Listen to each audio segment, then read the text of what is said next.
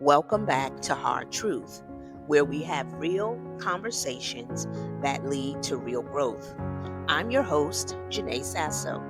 Today, we're discussing one of the most destructive mindsets a person can adopt: victimhood.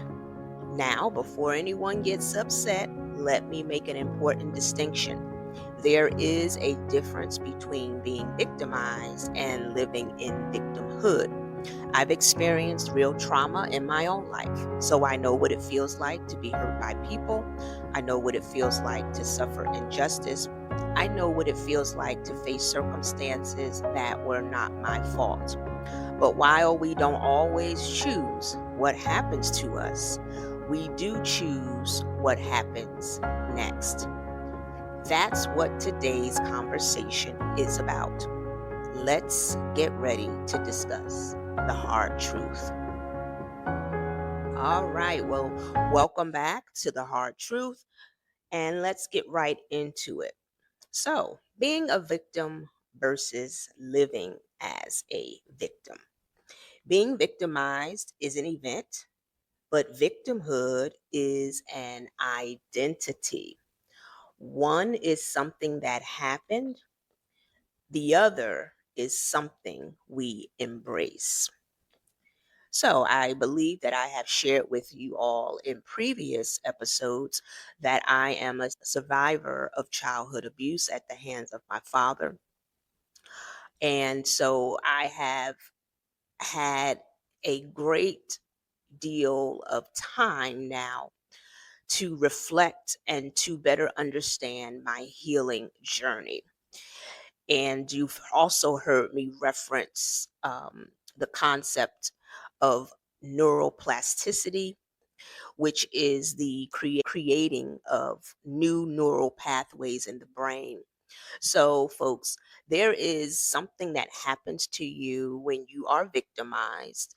Psychologically, something happens to you, but also the physiological part of you is impacted as well. And depending on the level of trauma that you may have experienced, the impact is going to obviously have a different effect on you. And so for me, my healing journey has been a lifelong process. And I believe that it will continue to be until I close my eyes for the last time and go to be with my Lord and Savior Jesus Christ. So we have to first recognize one, what our experiences, how they have shaped the lens by which we see ourselves, others, the life that we live, and just the world, in general. I think we take it for granted that we are have not been deeply affected by the things that we experience in life. And this victimhood mindset doesn't have to be totally due to extreme trauma, because I also talk about in previous episodes that sometimes we mislabel normal life difficulties as trauma when that's not really what trauma is. And if you want to hear me kind of go a little bit more into that, you'll want to listen to previous episodes. But however, when you are a victim of somebody's abuse, somebody's bullying, someone's misunderstanding, false accusations, all types of ways that we can be victimized. And it all leads to pain, maybe different levels of pain, or the pain may impact us in deeper ways based on the experiences that we've had. But either way, we have to heal and recover from those experiences, regardless of how minimal the event was or how impactful the event was. And my own journey was that I had to first reconcile with my parents. So, although the abuse was at the hands of my father, there was unintended consequences that also impacted my mother's response to me because she could not be the best mother because she was not treated as the best wife, right? So I often tell folks, your ability to be a great mom is based on the person that you are married to. They have to put you in a position where you can be your best self. And unfortunately, because of that situation, my mom could not give me and be for me everything that I'm sure she wanted to be. So there was also negative experiences that I had when it came to her as well. And so reconciliation was an important step for me for both my parents. And then I had to even reconcile with my sibling, my sister, right? So as you can see, depending on the level of trauma or just life struggles that you may experience at the hands of others, people's actions, behaviors, or decisions, there may be multiple steps that you have to take to come to grips with those different relationships with the individuals that play on the stage of your life. So reconcile. I desire to reconcile. And I think what you have to be careful of is that when you adopt a victimhood mindset, most of the time it's unknowingly because none of us sit here consciously and say, you know what, I'm going to be a victim today. Nobody really does that. I have never met anybody that does that. But what happens is the hardening of your heart. Your heart hardens so much so that you refuse or you reject the idea of reconciliation, and never mind the actual steps that would need to be taken for reconciliation. And let me just say this, not all relationships can be reconciled, right? People pass away before you even have a chance to fully understand what they've done to you or for them to take accountability or ownership. Some people will not take ownership or responsibility for what they've done. So there are limitations, but you do need to make sure that your heart remains soft so that you can either reconcile with that person and re-engage in relationship as long as it's safe, or you can reconcile what was done to you, how you felt, and how you choose to respond to it in spite of their lack of accountability and responsibility for how their choices, decisions, and behaviors may have impacted you, because you may not, everybody may not get that chance. I was fortunate enough to have that opportunity, but I would encourage you to try to do it and deal with it sooner than later, because once you get to that reconciliation step, then your healing journey can truly begin. It can mean the difference between surviving trauma and building an identity around trauma. And so many of us have adopted an identity around trauma because we have not gone or attempted to come to that place of reconciliation.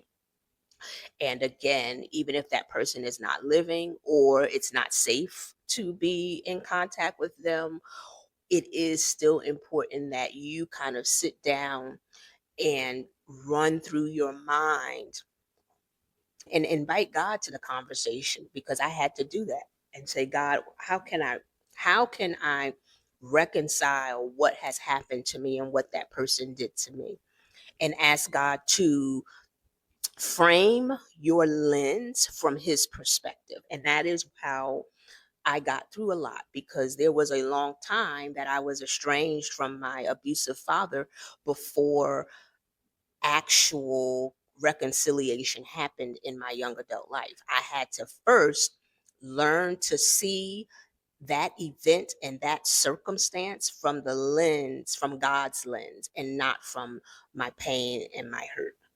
So That is what will make the difference between you surviving trauma versus building an identity around trauma. So the problem isn't that people have been hurt. The problem begins when hurt becomes who you are. All right. So let's continue our conversation. So we talked about, surviving trauma versus building an identity around our trauma.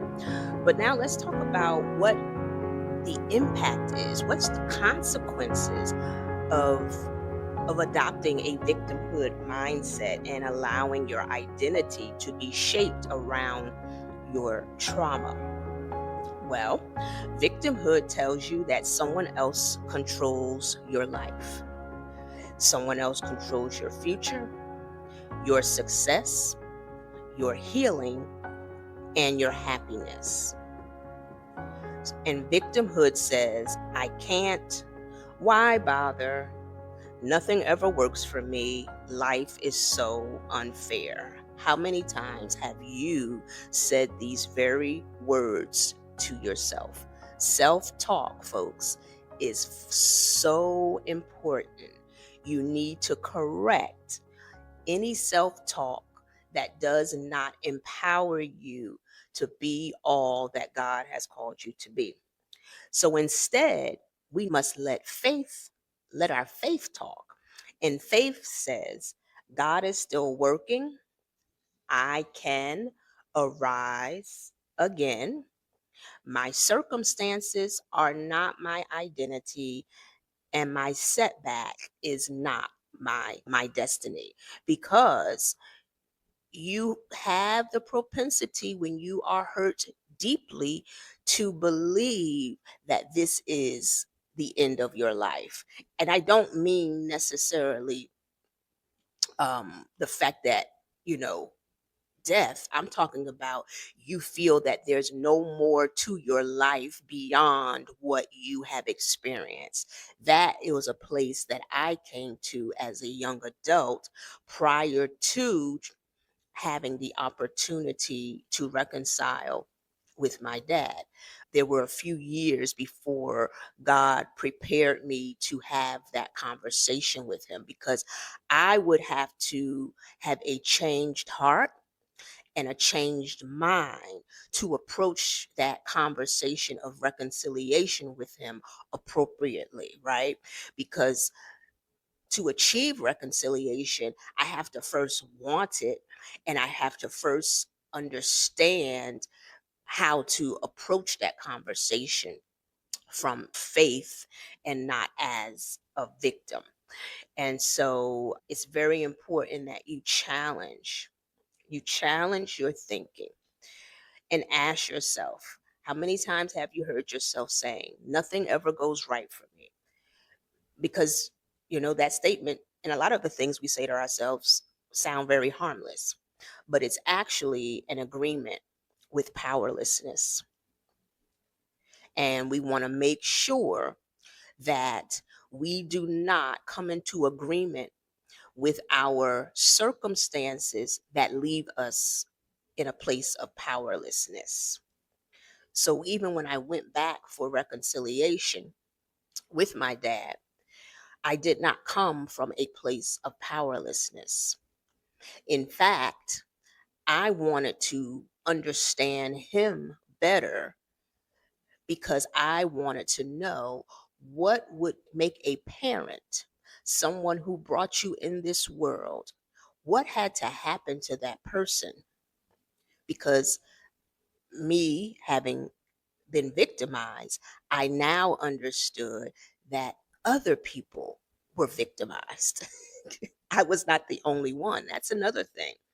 Sometimes we get so caught up in our own story, in our own experience, in our own trauma, that we ignore or just discount or don't consider that other people, the people, even including the very people that have hurt us, have also been victimized and have been victims. And if I'm feeling this way about my own experience, then it's only reasonable to extend the same amount of care and thought to the person that victimized me. Because obviously, and as the saying, as you might have heard the saying, hurt people hurt people. Well, there's truth to that, because if you are hurting, it's going to come out, especially if it has not been resolved, especially if you haven't reconciled. You're going to act out.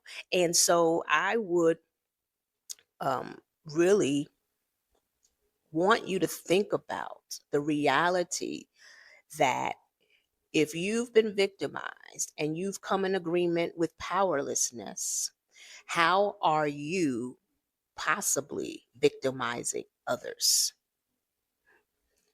How are you possibly victimizing others? Because that pain has to go somewhere. And you have listened to previous episodes. I have recognized that was one of my first steps to my healing journey, was not to deny the accusations from other people when they said that I hurt them, especially when I know that I am not in a healed place.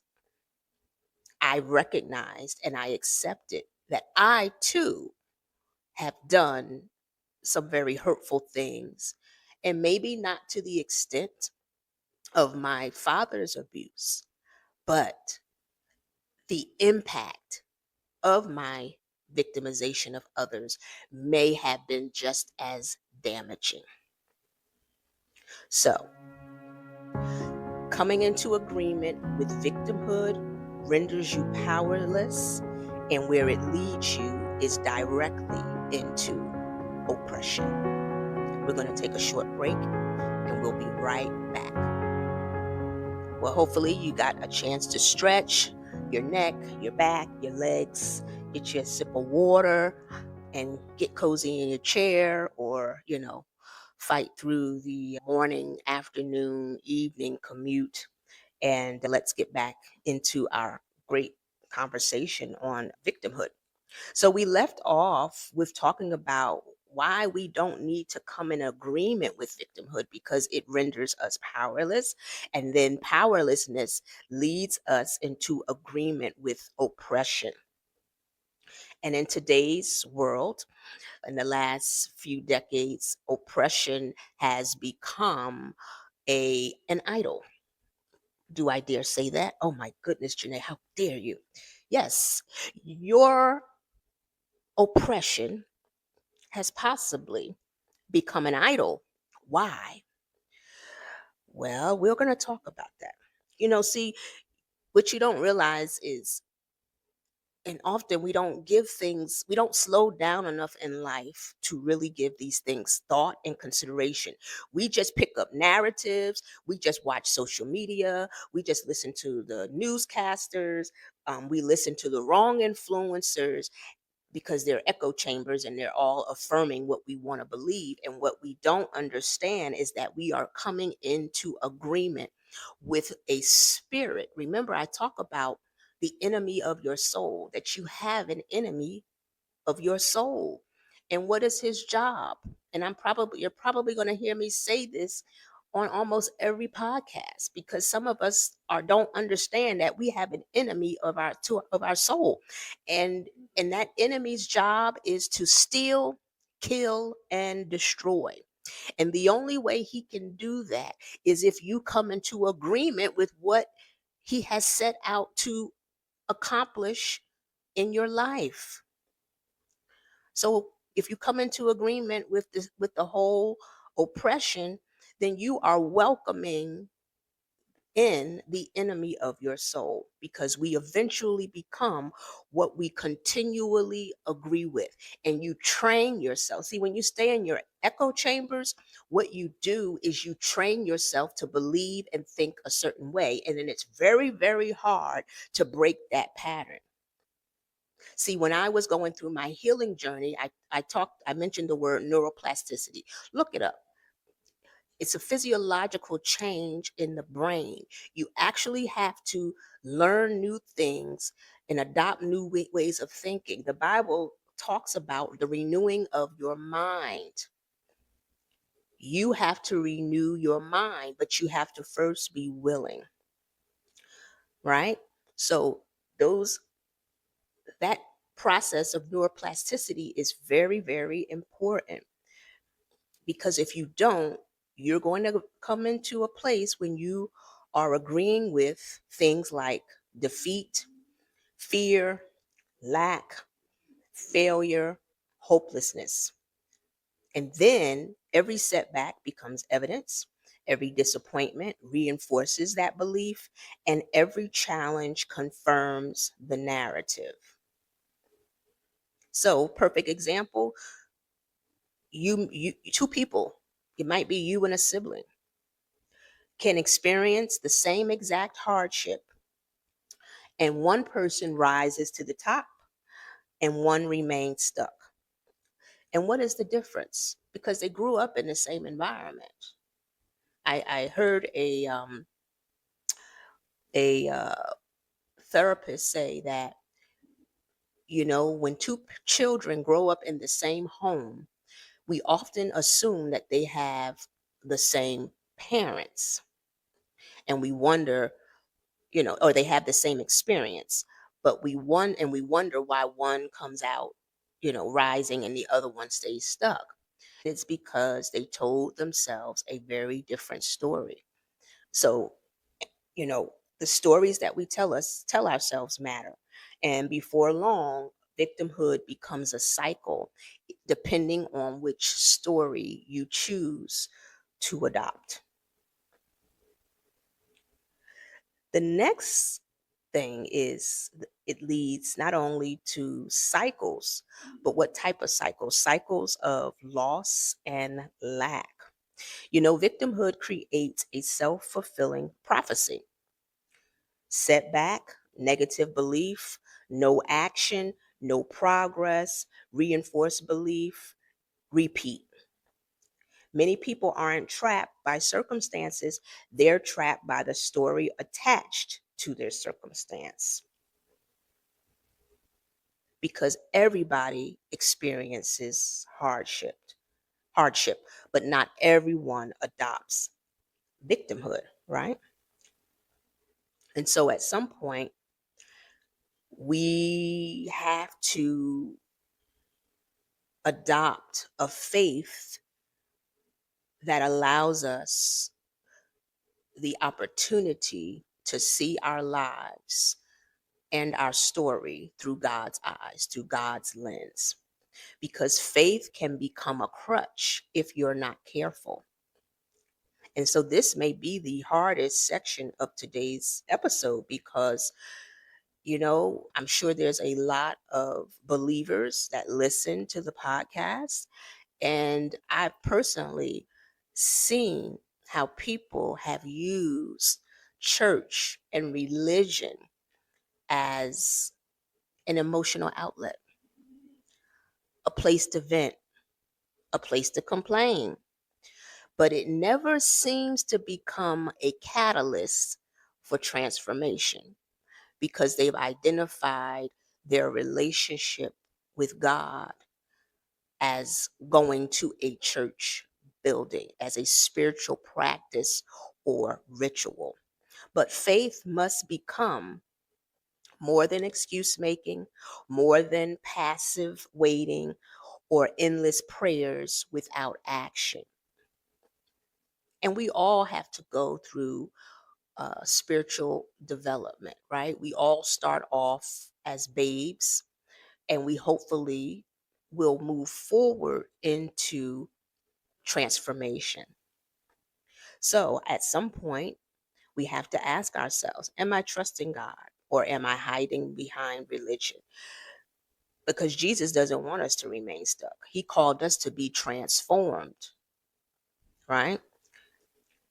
And so, again, the same has been true for my life.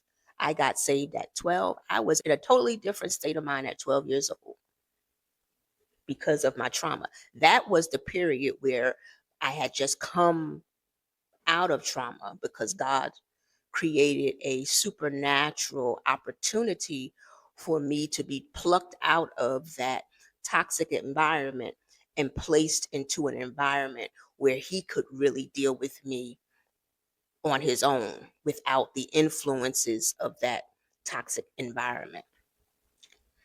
And so during that process, I went through different stages of transformation. One, he had to train me that the rest of the world, that what I experienced in that environment was not going to be the same experience in every environment, because up until that point, I only knew one environment. And so what God was doing was he was reshaping my lens. He was teaching me how to trust people, that people were friendly, that people were different, that I did not have to rely on the toxic experience that I had just been pulled out of as my point of reference. He was showing me that that point of reference that I was using to evaluate everybody and everything in the world around me was not a good point of reference, because it was causing me to not see clearly. From there, I was more in a position to not just pray, not just hope, but move, because I saw how God could supernaturally change my life and my circumstances without me even knowing it, because God is sovereign and God was working behind the scenes and I didn't even know it. So I'll share a quick story about that change because I think it's important. This just shows you how God works. Even as a child, God prepares you for what is to come in your life so that you have a heart that is open to receive what he wants to place in your hands and in your life. I always loved the show Facts of Life. And Tootie was the only, black girl on the show. So again, I knew that it was possible for someone who looked like me to go to this, hosh posh school, boarding school. I didn't know it. I didn't even know boarding schools existed outside of what I saw on Facts of Life. So God was already shaping me into understanding what was even possible for me. I saw myself. I understood that there were different environments that I could be a part of. And I actually, for a lot, I meditated on that and fantasized and said, "Ooh, that would be so nice if I could do that." Not really knowing how I was going to get there, but it was just nice thinking about it. Got to eighth grade, went to Catholic school, got to eighth grade, and my English teacher, who was a nun, can't remember her name, but she wasn't my favorite teacher. I don't know that I was her favorite student. I'm sure she must have thought highly of me because she was the catalyst behind which God was using to move me into that next phase. But I don't know. I wasn't especially attached to her. I mean, I have other teachers that I can actually remember their names and have relationship, but she was not one. But little did I know, she wrote a letter on my behalf that I did not ask. Parents did not ask. We had no idea this was happening. She saw an opportunity. She wrote a letter. She put my name in a hat and nominated me. And next thing I know, I'm getting a letter in the mail that I've been selected for, this program, for this procedures program to now be able to apply to boarding schools. And I was like, wow. Now, at this time, I was not making the reference to Facts of Life. It wasn't until later that I realized what God had done, how he had strung together a series of events. But folks, that to me was a supernatural occurrence that happened in my life because it was not something that I asked anybody for. Now, God knew what was in my heart and mind, but he was the reason it was even a seed, because he used a TV show to plant that seed. And then he touched the heart of another human being that was in my sphere of influence to nominate me to have access to that experience. And because my heart and my mind were open to receive, I was able to take advantage of that. And so transition started happening, transformation started happening. And like I said, I had been saved from 12 years old. In eighth grade, I probably was about 13 years old by that time. And so that was the beginning of my relationship with God. And so I realized that life was more than just, praying and hoping, but it was also about transformation and movement. And if we don't recognize that we've come into agreement with victimhood, or that we are starting to use our faith as a crutch, it starts to make you feel like inaction is justified, because it's like, oh, I can't. Victimhood also can make you passive because it's comfortable. Everything is always somebody else's fault.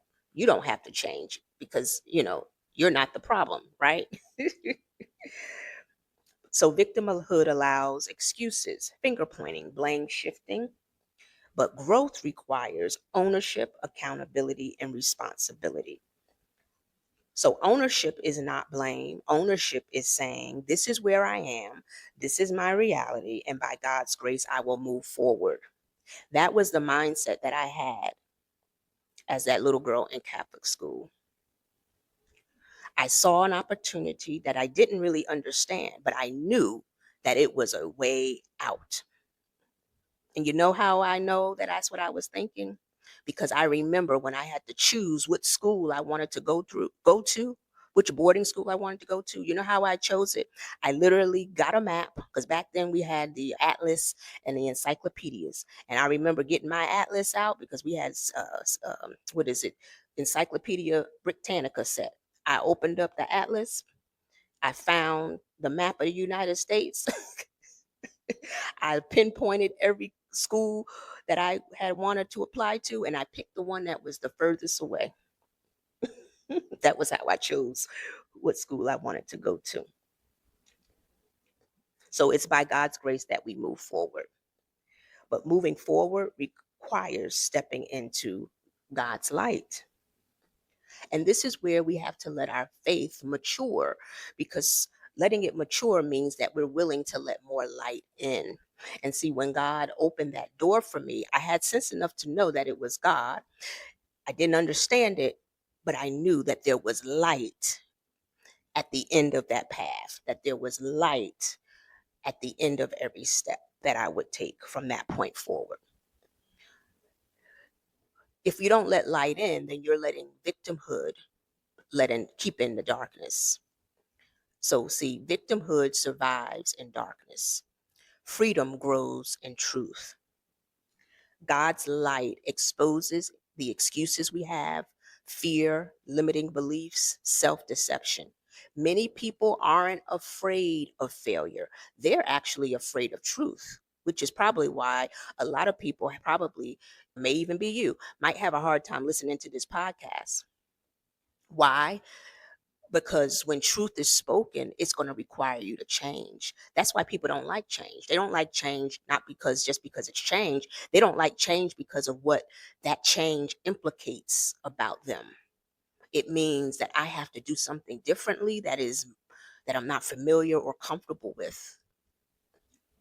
It forces you to choose between darkness and light. So, what lie have you been telling yourself that God is trying to expose? When God made that transition in my life, when He worked behind the scenes, what He was showing me and demonstrating to me was His sovereignty. But also, what He was showing me was when He moved me into a different environment, He exposed the lies that I had told myself when I was in that toxic environment. Because had I never experienced that new environment, and I got to the age of, a young adult, 18, 19 years old, my assumption would have been, oh, the world is just like this toxic environment. But God had showed me that's not true. So if you experience genuine pain, this episode is not about dismissing your experience, right? Because your pain matters, your wound matters, healing matters. If it didn't matter, God would not have plucked me out of that toxic environment at home and put me in the middle of no man's land, which he actually did, but I selected it. He knew I would, of course, but I wanted to be as far away from that toxic environment because I saw a way out. I saw light. So your healing matters, your pain matters, your wound matters, but your pain was never meant to become your identity. You are not your trauma, your abuse, your failure, your disappointments, your setbacks, and you are certainly not powerless. You know why my relationship with God is so strong today? Is because I've gotten a chance to experience his love and his grace that had nothing to do with my ability, right? The first, what I would call supernatural experience of God working in my life was not me having to do anything other than I got saved, I prayed, I spoke to God about my circumstances. I expressed my hurt and my desperate cry to be removed from this pain and from this environment. But I also knew that I was not powerless because after that experience, I realized God was working in the background and I had power to change my circumstances because God was working on my behalf. So, the moment you stop identifying as a victim is the moment you begin reclaiming your power. Not because life suddenly gets easier, but because you stop allowing your circumstances to define your future. So, let's stop agreeing with defeat. Let's stop rehearsing our limitation. Let's start walking in the freedom God intended for us. Thank you for joining me for another episode of Hard Truth. If this conversation challenged you, encouraged you, or gave you something to think about, be sure to subscribe, leave a review, and share it with someone who needs to hear it. Until next time, be kind and keep it classy.